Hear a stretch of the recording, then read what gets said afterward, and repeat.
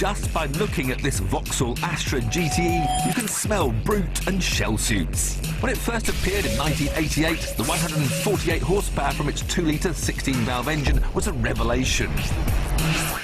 What it lacked in ride quality, it made up for in muscle.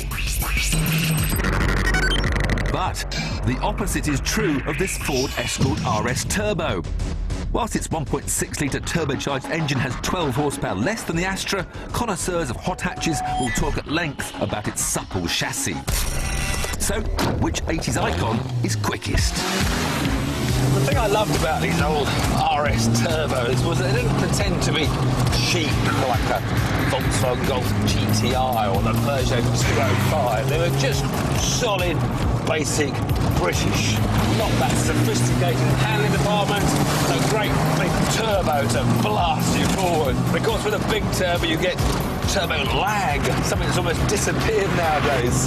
You forget this is 21 years ago, but we didn't have power steering, didn't have ABS brakes. So it's all pretty basic. Ooh, a little bit of lift off oversteer, then hard on the power. And let's head for the start-finish line to set a mark for the Vauxhall to try and beat. Kick right, kick left, into the double apex. Stay third. Hardly any power, got the throttle open, but now I feel the boost coming. Boost, boost, boost. And then, it accelerates really well once the power's in. Left and right with the high-speed S. Keep it neat and tidy. Careful not to lock the brakes, Tiff. No ABS. 85, 90 miles an hour. Breakers later, but there. The last corner. Head the line. The Ford Escort RS crosses the line in 50.9 seconds.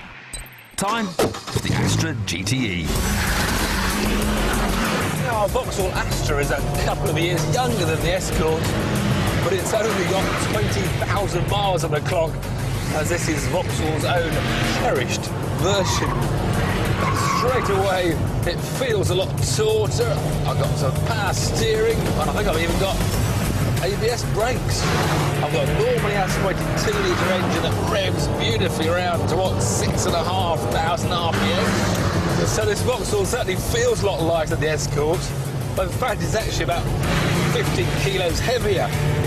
But it's got about 15 more horsepower, so on balance they're pretty evenly matched. Well, so it's going to be more down to the handling than anything else. And they're very different beasts, and I'm not sure which is going to win. Right, calm down, go for a lap. Right and left into the double apex. Feed in the power, try feather the throttle and back one out. Perfect.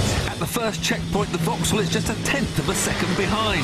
High speed S, change of direction, whoa, a bit of oversteer one way and a bit of oversteer the other way. Down the straight, the speedo not reading as much as the Escort, only reading 85. At the second checkpoint, the Escort has stretched its lead to half a second.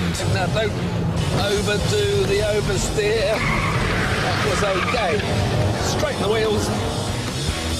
And across the line, the Vauxhall Astra GTE is 7/10 behind. So that settles it. The RS Turbo is the quickest.